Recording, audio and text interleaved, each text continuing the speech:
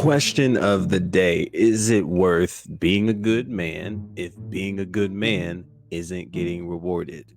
Let's check this video out. Tell him I got the juice. Everything in me, every cell in my body absolutely hates what I'm about to say and hates that it's true. But I have just seen it too many times, both with myself and in my surroundings, that what I'm about to say is entirely true and there's no fighting it anymore. In this day and age, in 2023, and over the last decade, it has become increasingly less reasonable for men to be a good dude to women. Based on everything that he's already said so far in the context, it is becoming less reasonable for men to be good or a good dude to women.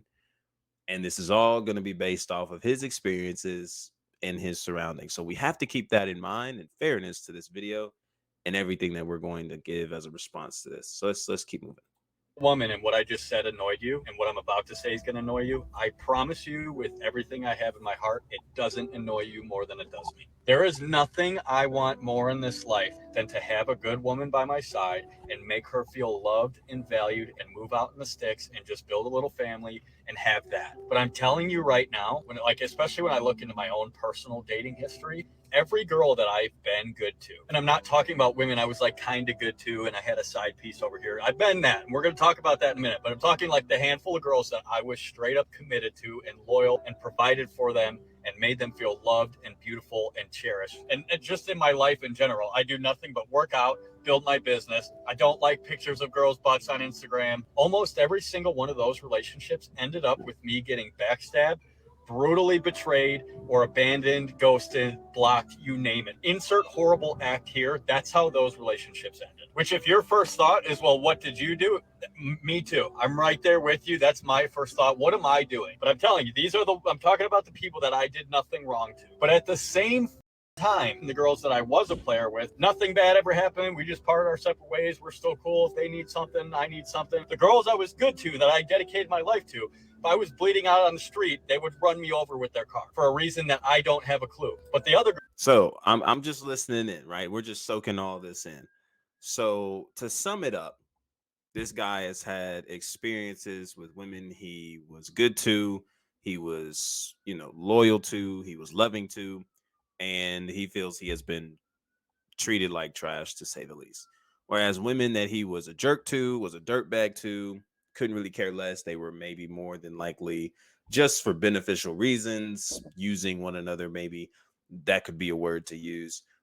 That there was nothing that really happened in a heartbreaking matter. And of course, we can already kind of see a clear difference as to why there wasn't necessarily any heartbreaking feelings or emotions that erupted out of the latter.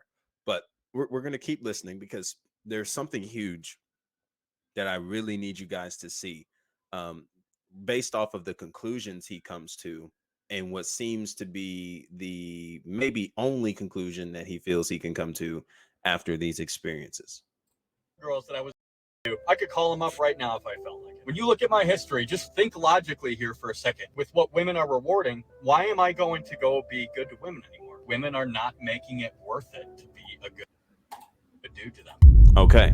So again, we're just kind of just going down this rabbit hole. Now we're at basically what he seems to conclude.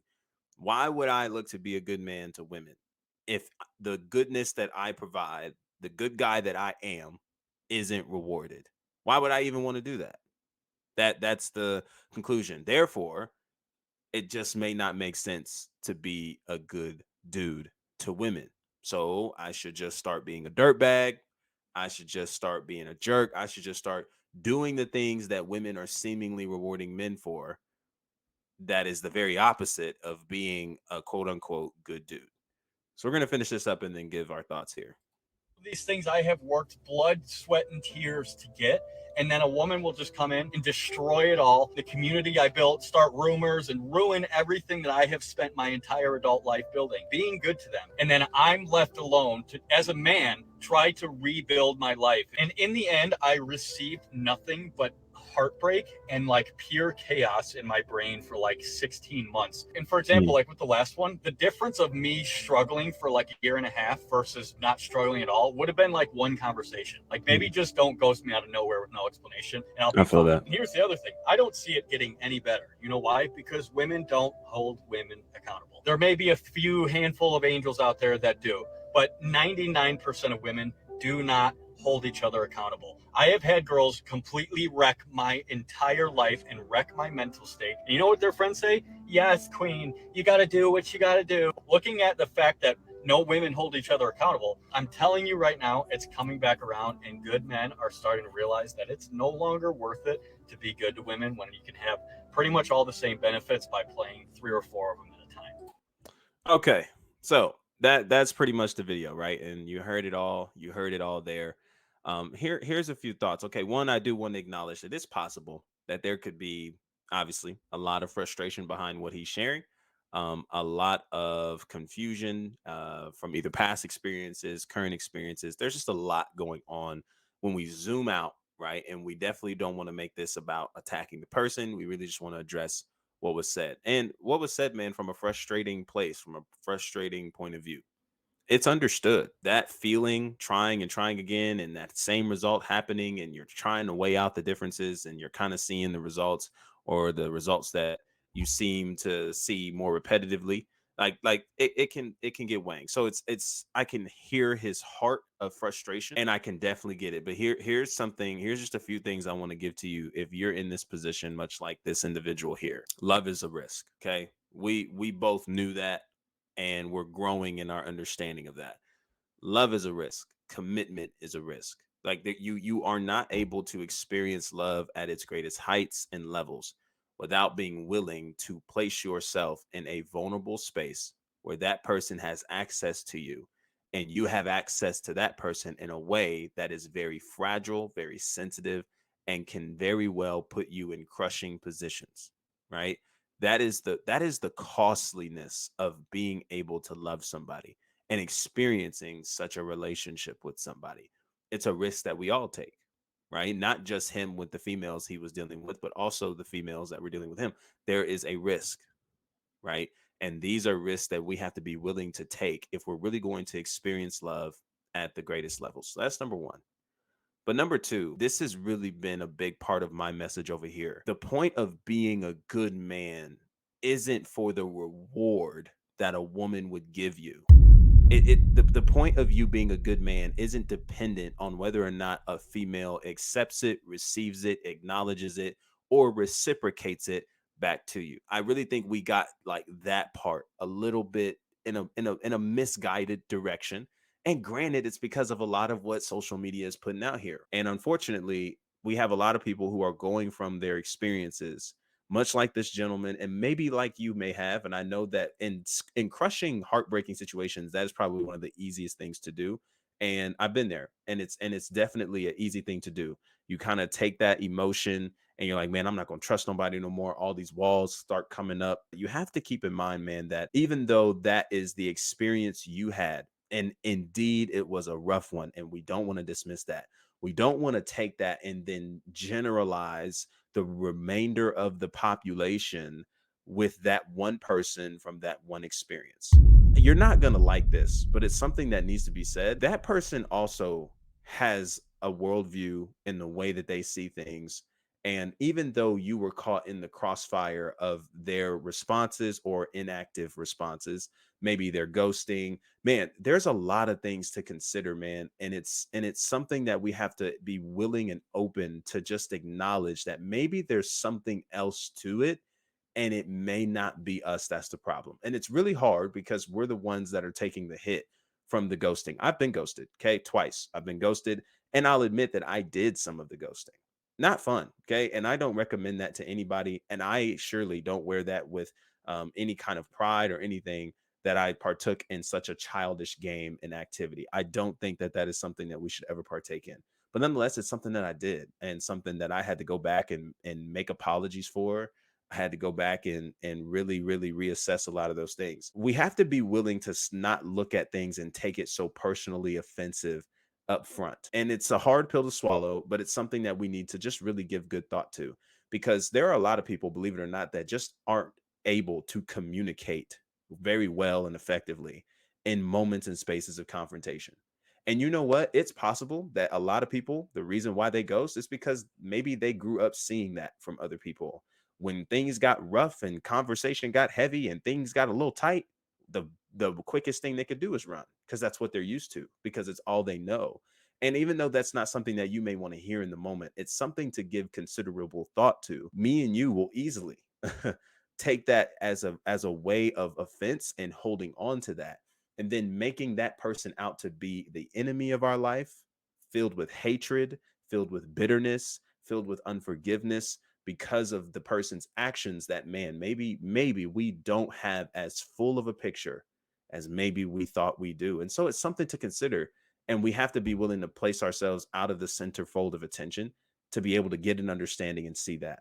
But on the other end of this, we really aren't only supposed to be good men for the sake of the reward that we're getting from people, because then that is placing our value into the hands of that individual. So now, not only is my value somewhat determined by whether or not this person responds to me accordingly, but now my behavior and character is limited to how they treat me. So hey, if this person treats me right, treats me with respect, treats me with honor and dignity, and treats me with love, then that is how they're going to earn my love and earn what I'm going to give to them. And ladies and gentlemen, that is just not optimal. That is not beneficial. And dare I say, that is a lot of fear. Of course, again, understandably, because of what's happened in the past. We cannot allow the things that have happened to us in our past to keep us from experiencing things the way they ought to be experienced in front of us. Us moving with walls, us moving with so much fear is what's going to withhold us from being able to experience love at its greatest heights. And so what I hear a lot in this video, albeit frustration and a lot of things that are going on in this guy's mind, and I feel for him 1000%. And maybe that's where you are. We have to be willing to zoom out and see a lot of the bigger picture before we immediately zoom in onto everything that we don't have an answer for or we're confused about, and find a way to create stories and narratives in our minds because of what we're seeing on the surface. Because a lot of times people's actions that are surfaced have rooted problems, are rooted underneath it. And until we can get some understanding on that, it will be really difficult to really be able to create the best relationships possible and be able to move in a healthy manner. We don't limit our character and only become a good man and only be good men based on the reward we get. Being the good man who carries character, integrity, values, who's honorable and who honors others, who's honest in everything he does, who is upfront, caring, like all these different descriptions, the fruit of the spirit, love, joy, peace, patience, kindness, meekness, gentleness, fruit, self-control, all of gentleness, goodness, all these things, faithfulness, like these things are not dependent on somebody else's actions of us or towards us. Rather, because we're called to this temperature that is set by Christ, man, this is how we ought to move, regardless of how somebody treats us or mistreats us. Yes, it's challenging. I'm not telling you it's easy, but it is something that gives us the control rather than giving that person control over our life, not only towards them, but then as a result, other people have to pay. And the other remainder of the population has to pay because of the few individuals that, man, believe it or not, it's possible that they just weren't it, and we may not have done all the things that we needed to do in order to make sure that this was the right decision for us. Maybe this wasn't our fault. Maybe how this fell out wasn't our fault. Even though we'll create all the stories and narratives, maybe it wasn't our fault. Maybe there's more to the story than what we're seeing. And we have to be willing to give ourselves room to get an understanding of that before we run to conclusions like this, because conclusions like this right here are a rabbit hole and get really deep. And before you know it, you're in the red pill. And before you know it, you're generalizing all women in one boat. And before you know it, you are now more than likely and willing, as he concluded in this video, to have to just not be faithful and to move in a polygamous manner and to create all these patterns that you ultimately will look back and wish you never did, because you're going to still, you still have the desire to settle down. You still have the desire to build a healthy marriage, to build a healthy family. And yet you're creating all these patterns due to heartbreak that we haven't dealt with, due to pains that we haven't addressed. And you're wanting to create all these patterns that are just not going to be beneficial for where you want to be. And so I want to bring up this one verse in mind, and we'll end this, man. I want to bring up one verse in mind. Are you ready for it? First Corinthians 13, verse 4 through 8. Love is patient, love is kind. It does not envy, it does not boast. It is not proud, it does not dishonor others. It is not self-seeking, it is not easily angered. It keeps no record of wrongs. Love does not delight in evil, but rejoices with the truth. It always protects, always trusts, always hopes, always perseveres. Love never fails. I've done a whole series on this entire thing. If you want to check it out, definitely go check it out. But here's the last thing I want to tell you.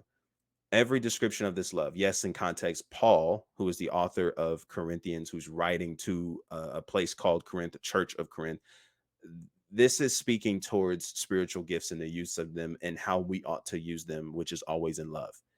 And he lets us know in this same passage what love is and what love is not.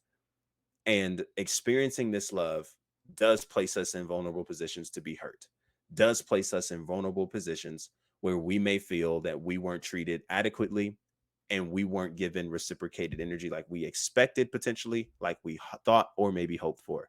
We are, yes, it is very, very possible. Matter of fact, I don't think you're ever going to be able to love genuinely without putting yourself at risk of getting hurt and ultimately, at some point, getting hurt, getting rejected, right? That is a part of the game.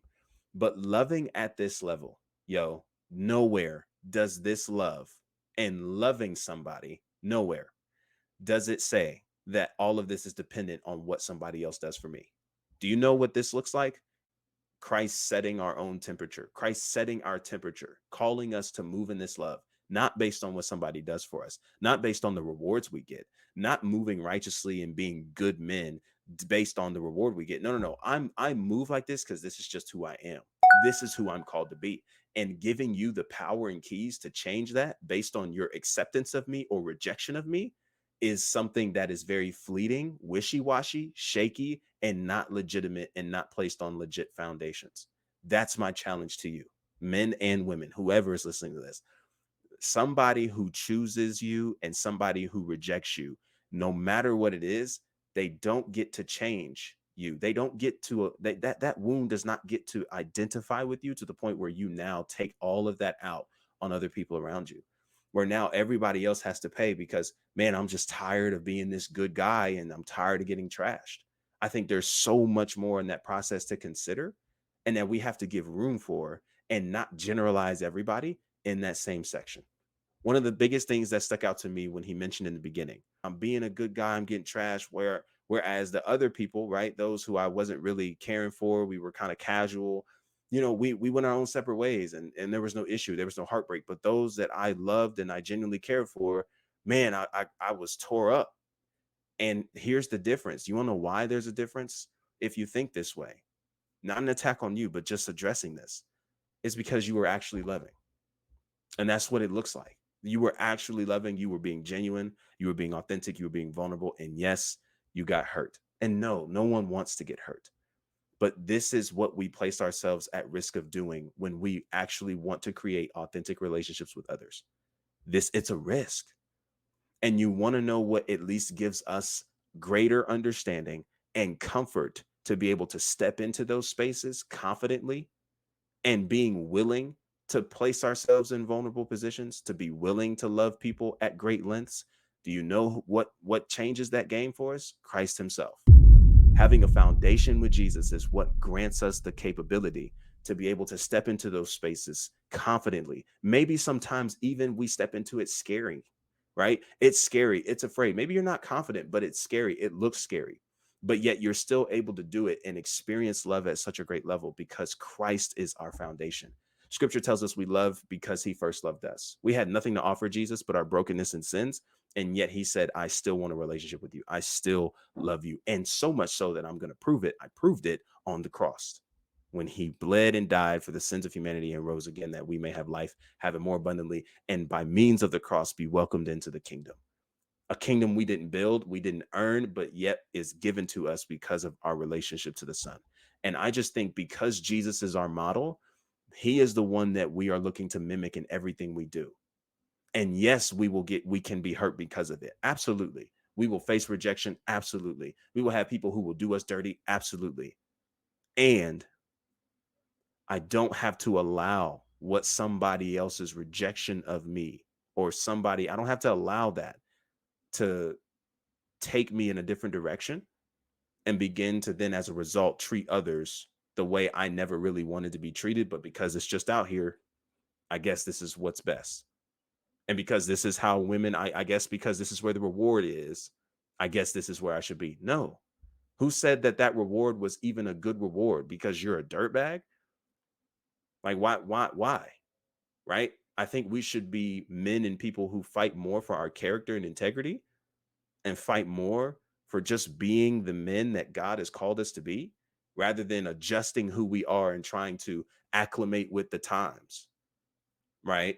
And allowing the environment to change who we are, who we're designed to be, who we're supposed to be for the sake of getting some booty and for the sake of getting in relationships with people who, if we're being honest, don't seem to have that level of character, right? Integrity, who don't seem to have that capacity to actually honor and uphold the relationship that we're looking to have. So then that comes into question. Well, shoot, man, am I looking in wrong areas? Do I need to reconsider what I'm considering, what I'm looking for in an individual? Right? What is their foundation? What are their goals and visions? Where are they going? What are they even looking for? What do they hold as valuable? What's their foundation and beliefs? Do they rock with Jesus? Do they have a heart for Jesus? Because I'm telling you, if they don't, they probably won't understand me. So maybe I should reconsider some of those things. And I think that's a suggestion to you. Moving at a 1 Corinthians 13, 4-8 love requires a foundation in Christ and requires our selfishness and pride to be laid down and requires us in the process to set our temperature to where people who may not receive it or do receive it, regardless, they don't get to change who we are. They don't get that privilege because they didn't make me. They didn't create me. They didn't design me. They didn't call me. Jesus did. And that is the level of love that he's calling us to. And I just think for us to be willing to change our character because the reward wasn't there or somebody really wasn't who we thought they were and we were crushed because of it. I think that is something that we heavily need to address and we need to reconsider and no longer allow ourselves to introduce ourselves to others by our wounds and by our rejections and by our hurts. And I think, again, at the price of moving at this level, you're going to be hurt, but it's a risk that we all are willing to take. And we all who are looking for genuine relationships with others, whether it's platonic friendships or romantic, we are willingly saying, I'm going to put myself in that position because I want to experience love with this individual and a beautiful relationship and what this can come out of. It's scary. And I'll tell you this, even though it's scary, yes, relationships are scary, but with Christ, you can do it scared. Without him, it won't make sense for you to do it at all. And that is the difference.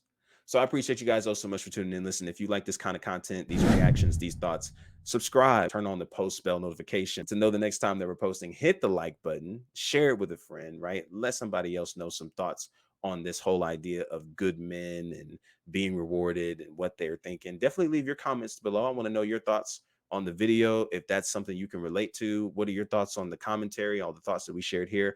I'd love to know. Definitely comment below. And I appreciate you guys all so much for rocking with your boy.